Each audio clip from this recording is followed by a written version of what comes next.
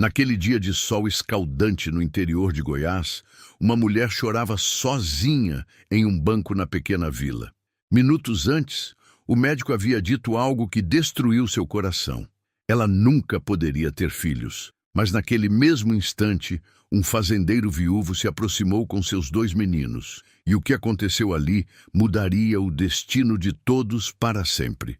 Se essa história tocar seu coração, curta e deixe um comentário. Diga também de qual cidade você está assistindo. Eu me lembro do sol naquele dia. Era aquele tipo de sol que não pede licença. O sol do cerrado goiano em julho, quando a terra racha e o ar parece ter sido esquecido no forno. As cigarras berravam sem parar, e a poeira vermelha que levantava nas ruas de barro da vila de São Benedito do Araguaia grudava na garganta feito luto. Eu estava consertando a grade do curral novo quando vi ela. Sentada no banco de madeira velho que ficava do lado da farmácia, bem na beira da rua principal, se é que se podia chamar de rua aquilo, uma faixa de terra batida entre 2 fios de casas velhas. Ela estava com a cabeça baixa e as mãos no colo, quieta de um jeito que não era normal. Não era o quieto de quem descansa, era o quieto de quem acabou de receber uma notícia que desfaz o chão embaixo dos pés. Eu tinha ido até a vila buscar grampos e arame. Minha fazenda ficava a uns 12 quilômetros dali. Estrada de terra, poeira o caminho todo. Naquele dia fui sozinho, o que era raro, porque geralmente levava pelo menos um dos meninos. Mas os 2 estavam com a dona Cecília, vizinha que às vezes ficava com eles quando eu precisava sair. 2 filhos, o mais velho com 7 anos, o caçula com 4. Minha mulher, a Marlene, tinha morrido 8 meses antes. Febre que não cedeu, hospital longe demais, estrada intransitável depois da chuva. Essas coisas acontecem no interior. A gente sabe que acontecem, mas não acredita que vai acontecer com a gente, até o dia que acontece. Eu estava funcionando no automático desde então. Acordava, ordenava, alimentava o gado, alimentava os meninos, deitava, repetia. O fazendeiro que faz o que precisa ser feito porque tem 2 bocas esperando por ele. Por dentro estava vazio. Um campo depois da queimada, que ainda tem a forma de campo, mas não tem nada verde crescendo. Então, eu a vi e parei. Não sei explicar direito por que parei. Talvez porque reconheci aquela postura, a curvatura dos ombros de quem carrega peso demais, o jeito que os dedos se entrelaçavam no colo, apertados, como se as próprias mãos estivessem tentando se segurar. Ela devia ter uns 30 e poucos anos, cabelo escuro preso com um elástico no pescoço, vestido florido, simples, do tipo que as mulheres usavam naquelas paragens quando iam à vila resolver alguma coisa importante. Não era roupa de todo dia, era roupa de ocasião. E a ocasião, eu entenderia depois, tinha sido a pior da vida dela. Fui até a ferragem, comprei o que precisava, voltei para a caminhonete, coloquei os sacos na caçamba. Fiquei parado um momento com a mão na porta. Ela ainda estava lá, e estava chorando, sem barulho, sem drama, daquele jeito que dói mais, que é quando a pessoa já não tem mais força nem para chorar direito, então as lágrimas simplesmente escorrem, como água que vaza de um cano gasto. Eu não sou o homem de me meter na vida dos outros, nunca fui. No campo a gente aprende cedo que cada um tem o seu peso e os limites dos outros precisam ser respeitados. Mas tem coisas que a gente vê e não consegue desviar o olho. Tem dores que parecem chamar por alguém, mesmo sem fazer barulho nenhum. Atravessei a rua, sentei no banco ao lado dela, deixando um espaço respeitoso entre nós 2. Tirei o chapéu. Fiquei olhando para a rua por um tempo, sem dizer nada. O calor pesava. Uma galinha cortou a rua na nossa frente com toda a calma do mundo. Depois de um tempo, sem olhar para ela, eu disse: "Água?" Puxei do bolso uma garrafinha de água que eu sempre carregava. Ela olhou para mim de lado, com aquele olhar desconfiado de quem não está acostumada a receber gentileza de estranhos. Enxugou o rosto com as costas da mão. Pegou a garrafinha. Bebeu um gole pequeno. "Obrigada." A voz estava rouca. daquele jeito que fica depois de muito choro ou muito silêncio, e eu não soube dizer qual dos dois tinha sido. Não perguntei nada. Fiquei ali. O sol batia de lado. A sombra da farmácia nos cobria pela metade. Lá longe, um cachorro latiu 3 vezes e parou. O vento moveu o capim seco do outro lado da rua com um sussurro comprido. O médico disse que eu não posso ter filhos. Ela falou de repente. Disse assim, para o ar, não para mim. Como se precisasse ouvir aquelas palavras saindo de dentro dela para começar a acreditar que eram reais. Eu não disse nada. Às vezes, a única resposta honesta é o silêncio de quem está presente. Vim de Porangatu de ônibus para fazer o exame aqui, continuou ela. Achei que talvez o médico daqui dissesse diferente, que o de lá tivesse errado. A voz quebrou na última palavra. Ela fechou os olhos, respirou fundo. Não errou. Aprendi com meu pai, que era homem de poucas palavras e muita terra, que existem 2 tipos de silêncio. O silêncio que afasta e o silêncio que acolhe. O primeiro é fácil demais. O segundo exige coragem. Fiquei do lado dela uns 20 minutos, talvez mais, sem dizer muita coisa. Vez em quando ela falava um pouco. Sobre o exame. Sobre o médico que tinha usado palavras técnicas demais para uma notícia simples demais de entender. Ela não geraria filhos. Nunca.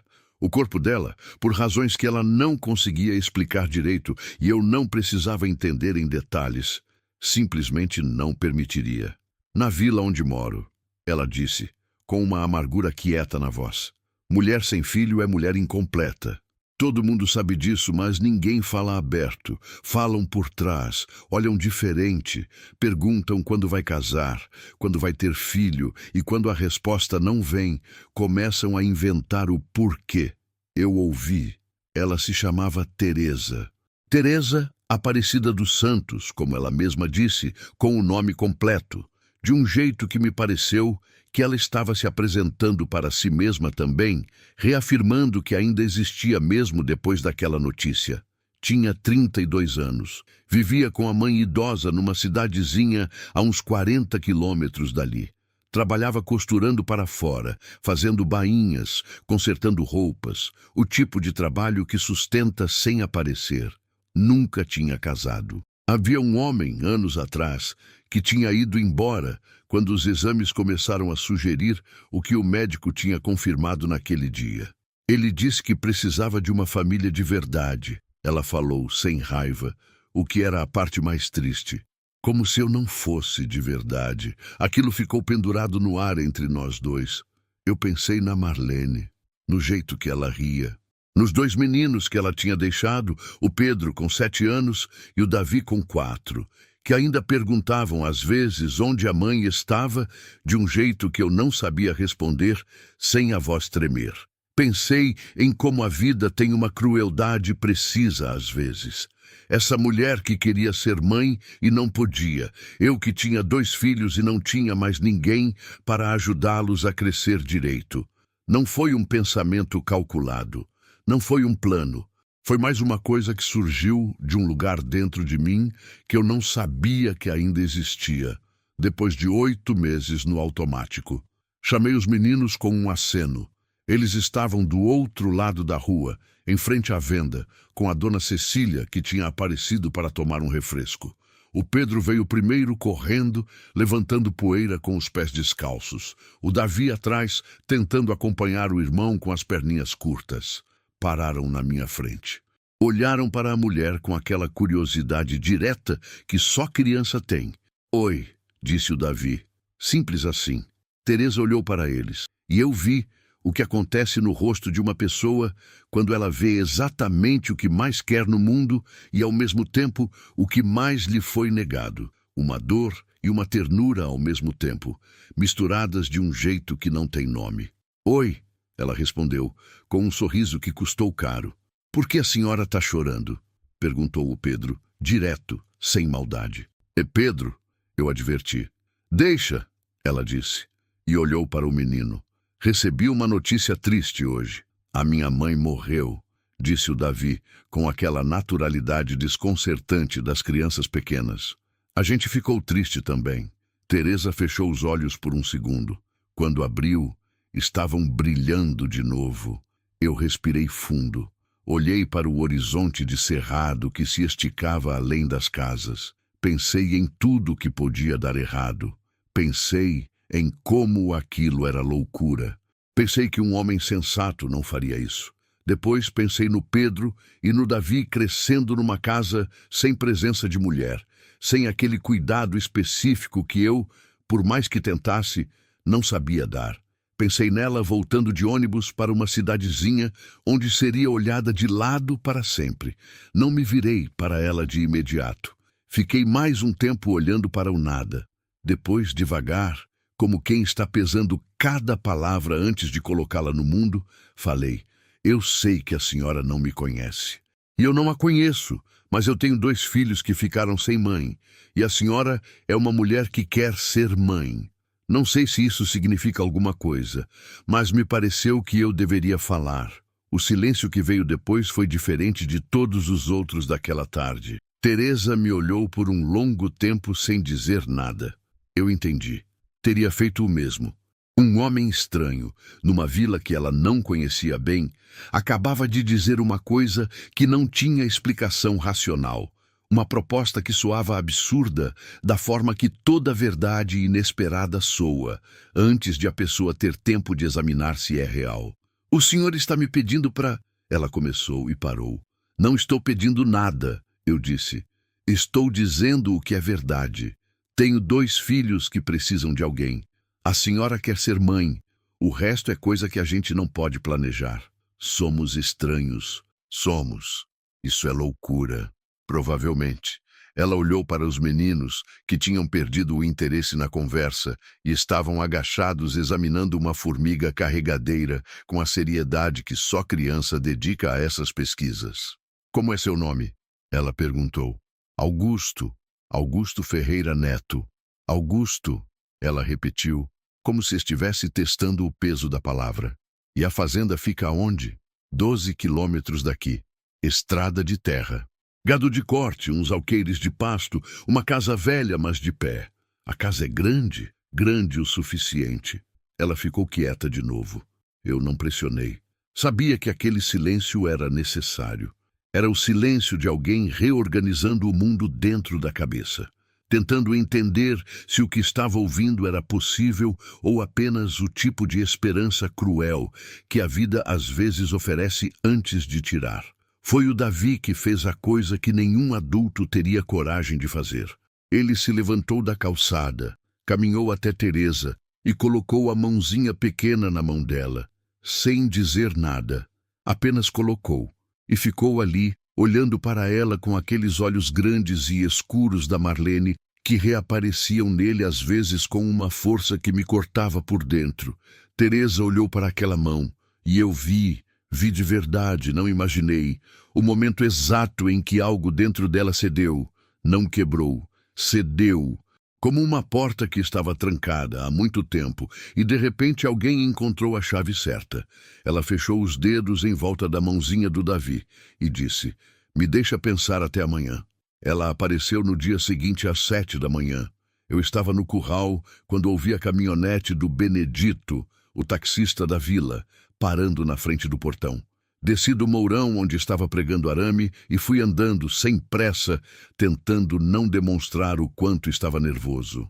Teresa desceu com uma mala pequena, de lona, daquelas que a gente usa quando não tem muita coisa para levar ou quando não tem certeza de que vai ficar. Ficamos nos olhando por um segundo através do portão de madeira. Não prometo nada, ela disse. Não sei se vai funcionar, mas vim. Já é mais do que eu esperava, respondi e abri o portão. Os primeiros dias foram estranhos, como toda coisa nova é estranha. A casa tinha o silêncio pesado de lugar que perdeu alguém, aquele tipo de vazio que gruda nas paredes e nos cantos. Teresa chegou pé ante pé, como quem entra num lugar sagrado e não sabe bem se tem direito. Ela não tentou substituir ninguém. Isso eu percebi cedo e fiz questão de guardar. Não mexeu nas coisas da Marlene de repente, não tentou mudar nada de uma vez. Foi devagar. Aprendeu onde ficava cada coisa antes de tocar em qualquer coisa. Com o Pedro foi mais difícil no começo. Ele tinha 7 anos e memória boa. Lembrava da mãe de um jeito que o Davi ainda não conseguia, e essa lembrança às vezes virava uma parede entre ele e o mundo. Ficava quieto quando Teresa aparecia. Respondia com monossílabos. Comia olhando para o prato. Eu não forcei. Teresa também não. Ela simplesmente estava lá. Fazia o café da manhã cedo, antes de todo mundo acordar. Deixava a cuia do Pedro do lado do fogão quentinha. Não dizia nada. Ele pegava, bebia e ia embora. Mas pegava. Com o Davi, foi diferente desde o início. Ele tinha 4 anos, e aquela capacidade que criança pequena tem de aceitar o mundo como ele é, sem pedir explicação. Na terceira noite, quando eu fui apagar a luz do quarto dos meninos, encontrei o Davi dormindo com a cabeça no colo de Teresa, enquanto ela lia uma história em voz baixa. Ela olhou para mim por cima da cabeça do menino com uma expressão que eu não soube nomear, meio assustada, meio grata, meio inacreditada com ela mesma. Apaguei a luz e saí na ponta dos pés. A fazenda foi se acomodando ao novo ritmo devagar, como boi que aprende a aceitar o jugo. As manhãs ganharam cheiro de café coado no pano. As noites ganharam barulho de conversa baixa na cozinha. Coisas pequenas, mas coisas que fazem uma casa diferente de uma construção vazia. E na 5ª semana, a fofoca chegou. No interior, a novidade viaja mais rápido que o vento. E novidade de fazendeiro viúvo, com mulher estranha morando em casa, é o tipo que não precisa de convite para circular. Começou com olhares na missa de domingo. Depois, com comentários que chegavam de segunda mão, pela dona Cecília, que tinha coração bom, mas boca que não retinha muito. Diziam que a tal Teresa tinha ido atrás de Augusto Ferreira porque sabia que ele tinha terra e gado e estava sozinho e vulnerável. Diziam que era uma aproveitadora, que uma mulher direita não ia morar na casa de um homem sem casamento marcado, que os pobres meninos estavam sendo criados por uma estranha de origem duvidosa. As palavras chegaram até o Pedro antes de chegarem até mim. Alguma criança na escola, filha de alguém que tinha ouvido os pais falar, disse alguma coisa no recreio. Não sei exatamente o quê, mas Pedro chegou em casa naquela tarde diferente, quieto de um jeito diferente do quieto dele normal. Na hora do jantar, no meio do silêncio, ele olhou para Teresa e perguntou: "A senhora veio aqui por causa do dinheiro do meu pai?" A colher de Teresa parou no ar. Eu me preparei para falar, mas ela me fez um gesto pequeno com a mão, sutil, que significava: "Deixa eu." Ela pousou a colher, olhou para Pedro sem desviar o olho, e disse, com uma calma que custou: "Eu sei que custou. Não. Vim porque o seu pai me ofereceu algo que nenhum dinheiro do mundo podia me dar. Vim porque 2 meninos colocaram a mão na minha e eu não consegui ir embora. Mas entendo que você precisa de tempo para acreditar nisso. Pode demorar o tempo que precisar." Pedro a olhou por um longo segundo. Depois abaixou a cabeça e continuou comendo. Não foi a paz, mas foi o começo da paz. Naquela noite, depois que os meninos dormiram, eu encontrei Teresa sentada na varanda, olhando para o escuro do pasto. Sentei do lado. Por um tempo nenhum de nós dois falou. "Quer ir embora?" Eu perguntei. Precisava perguntar. Ela levou um tempo para responder. "Quando eu era menina," ela disse, "minha avó me contou que toda planta que vale alguma coisa demora para criar raiz. Que quanto mais funda a raiz precisa ser, mais tempo ela fica embaixo da terra sem aparecer, sem sinal nenhum de que está viva." Olhou para mim de lado. Ainda não vi sinal, mas ainda não desisti de esperar. Isso foi numa quinta-feira de agosto que o Pedro adoeceu. Febre alta, de repente, do tipo que assusta. 39,5 às 9 da noite, 40 graus à meia-noite. Ele ficou delirando um pouco, chamando pela mãe num murmúrio que me partiu o peito de um jeito que eu não estava preparado. Eu entrei em pânico silencioso, que é o pior tipo. O hospital mais próximo ficava a 48 quilômetros. A estrada, depois de dias sem chuva, estava cheia de buracos. Era noite fechada. Teresa foi quem manteve a cabeça. Ela conhecia remédio caseiro que a mãe dela usava. Compressa de água morna, chá de erva cidreira que havia plantado na lateral da casa na segunda semana que chegou. Sem pedir permissão, sem anunciar, apenas plantou como quem planta porque precisa de algo que é seu. Ficou do lado do Pedro a noite toda. Eu entrava e saía do quarto, inútil da forma que homem fica quando não pode resolver o problema com as mãos. Por volta das 2 da manhã, a febre começou a ceder. Eu estava encostado na parede do corredor quando ouvi a voz do Pedro, ainda rouca de febre, perguntar baixinho: "Teresa? Estou aqui." A voz dela veio imediata, suave. "Você vai ficar?" Uma pausa pequena, daquelas que carregam mais peso que qualquer resposta longa. "Vou ficar," ela disse. Eu encostei a cabeça na parede e fechei os olhos. Senti um nó na garganta do tamanho de um punho, o tipo de coisa que a gente sente quando percebe que algo estava quebrado e está sendo consertado, lentamente, de um jeito que não tem como apressar. No dia seguinte, Pedro acordou com a febre baixa e um apetite que assustou. Comeu 2 pratos de angu com ovo. E quando Teresa colocou o prato na frente dele, ele disse, sem drama, sem cerimônia, como se fosse a coisa mais simples do mundo: "Obrigado, mãe." Teresa virou para o fogão imediatamente. Ficou ali um momento de costas para nós dois. Os ombros subiram e desceram uma vez só, fundo. Quando se virou, os olhos estavam vermelhos, mas o rosto estava inteiro. "De nada, filho," ela respondeu. A voz, firme. Bumbissanzedins, que 3 meses depois que Teresa chegou, eu me peguei fazendo uma coisa que não fazia desde antes da Marlene morrer. Estava sentado na varanda de tarde, sem nada para fazer de urgente, apenas olhando o sol descer sobre o pasto. E eu estava em paz. Não era a paz de quem resolveu tudo. Era uma paz mais honesta. A paz de quem ainda tem problema, mas descobriu que não está mais sozinho dentro deles. Teresa tinha encontrado o ritmo da fazenda com uma naturalidade que me surpreendia. Aprendeu a horária do gado. Aprendeu que a porteira do fundo emperrava e precisava ser levantada antes de puxar. Aprendeu que o Pedro gostava do feijão mais grosso e o Davi preferia o caldo. Aprendeu que eu ficava quieto quando estava preocupado e que o melhor a fazer nesses momentos era simplesmente continuar ali, presente, sem exigir explicação. E eu aprendi sobre ela também. Aprendi que ela cantarolava baixinho enquanto costurava. Velhas músicas sertanejas que ela não sabia que eu podia ouvir da janela. Aprendi que ela tinha medo de raio, o tipo de medo que ela fingia não ter, mas que se entregava no jeito que os ombros dela ficavam tensos quando o céu fechava. Aprendi que ela guardava a carta da mãe debaixo do travesseiro e que, às vezes, quando achava que estava sozinha, ficava sentada com as cartas na mão sem ler, só segurando. Um dia, sem planejar, sem ter ensaiado nada, eu falei: "Se você quiser, podemos fazer direito. Ir ao cartório, não precisa ser cerimônia, só o papel se você quiser." Ela estava arrumando a roupa lavada.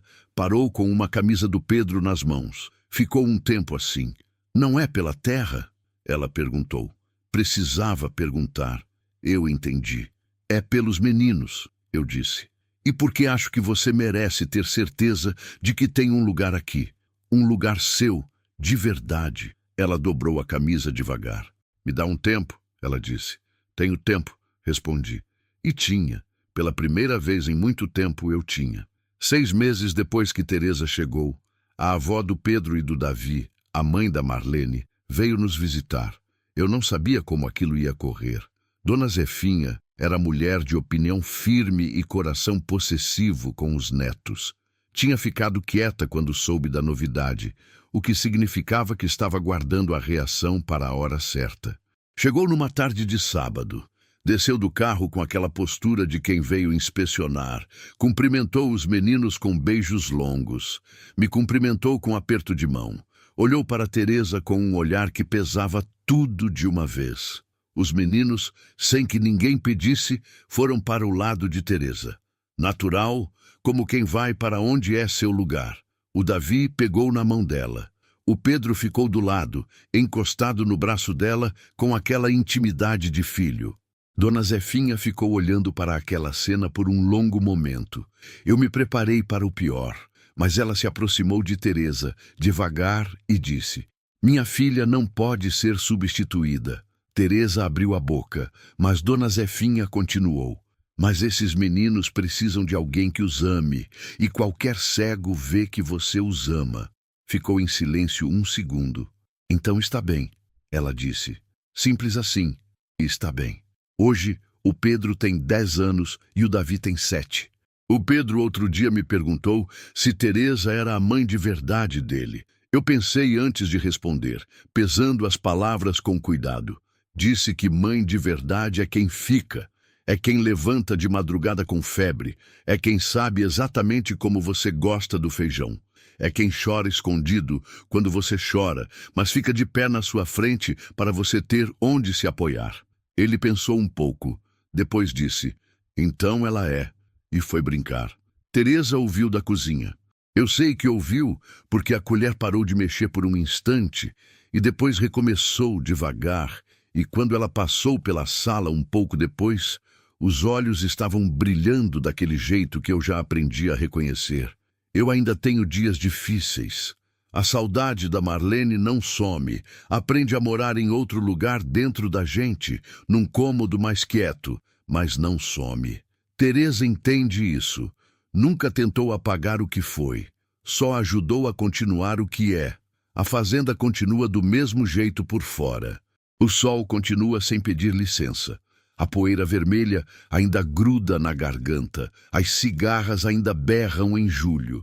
Mas por dentro, essa casa tem um som diferente agora. Tem o barulho de 2 meninos correndo no quintal. Tem o cheiro de café coado cedo. Tem o barulho de uma mulher cantarolando baixinho enquanto costura junto à janela. E tem uma coisa que eu tinha esquecido como era. Tem a sensação de que quando eu chegar em casa no fim do dia, vai ter alguém esperando. Às vezes a vida quebra a gente de um jeito que parece que não tem conserto.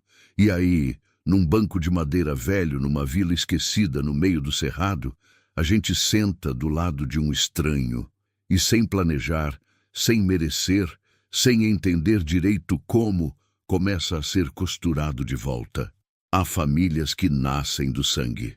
E há famílias que nascem da coragem de 2 pessoas quebradas que decidiram, num dia de sol escaldante e poeira vermelha, não virar o rosto para a dor uma da outra. Essas são as mais fortes.